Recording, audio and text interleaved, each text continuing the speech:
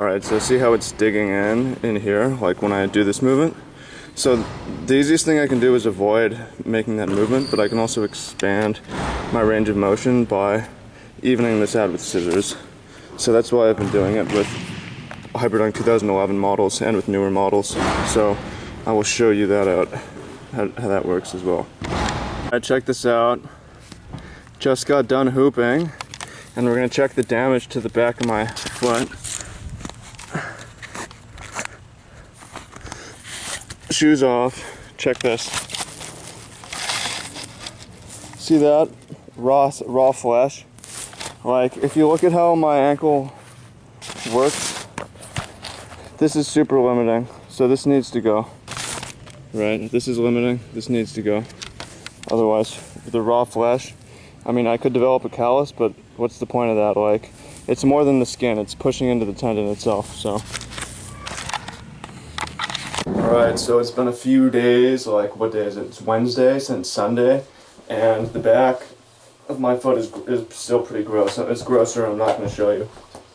So, basically I'm going to modify, bring the back down. Now, I'm limited how far I can go because of this thing, and I will say that I'm taking a risk by doing this, and if you choose to modify your shoes, like, they become impossible to return, very hard to sell. So you have to be committed to using them as hoop shoes. But then if you fuck them up, right? So it's a risky situation, but I'm convinced that this will improve the fit for me. So I'm gonna start off by rounding these two things, and there's really not much here, like in the terms of the material. If you're curious, I just cut what it looks like on the inside. It's just foam, so I'm just opening up the foam basically, and I'm going to have foam against. It's going to be a foam fit no matter what, because it's just foam, right? So the fit will be good even after doing this. Like, it'll be the same material for the fit. All right.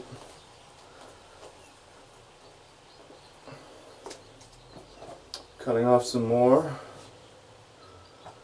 Go like this now. And since my issue is actually in the very back, I'm actually going to bring the back down a little bit. And I'm only going to do just this little bit right now, which doesn't seem like a huge modification. But I'm going to leave the other shoe the same and have done this just a little modification, and then I can see how I like the adjustment. And my guess is I'm going to take this one back down further and take this other one down as well, but round this out a little bit. Like, the idea is that hoop shoes are just not the perfect fit. I'm not Kobe. I don't get my own, my own line, so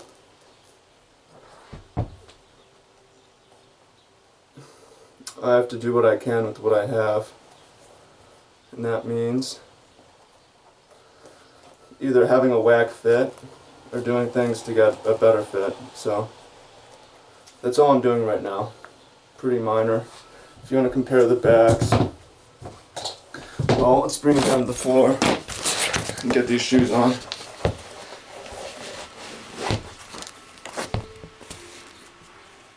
Already feels better in the back because I have a fat cut down there and it's been hurting. So, still rubs in, but you can see the difference. Pretty minor. Not going to be able to sell these, but I think I'm going to enjoy them more as it kind of rounds off instead of jams straight in. But again, I may adjust this further. So I had the dunk session in the shoes, which you guys saw. Few things I noticed. First off, things I like about the shoe. I have no pain in my arch area or my toes. There's room in the right places, and when there isn't, it's flexible so you can tighten it up. So everything in here is great. They're lows, so they cut in at certain points, and no amount of lowering is going to solve that, as it's just not that flexible.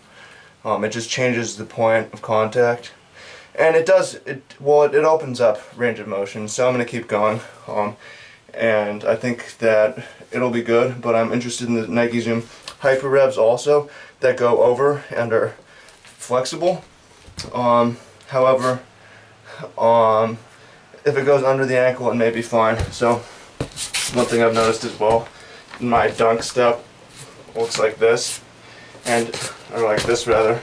It's really cutting in right here. So I've been cutting at it, and I'm going to go under my ankle and see how that is. So yeah, range of motion is limited in a couple ways, but on the whole, they're sweet.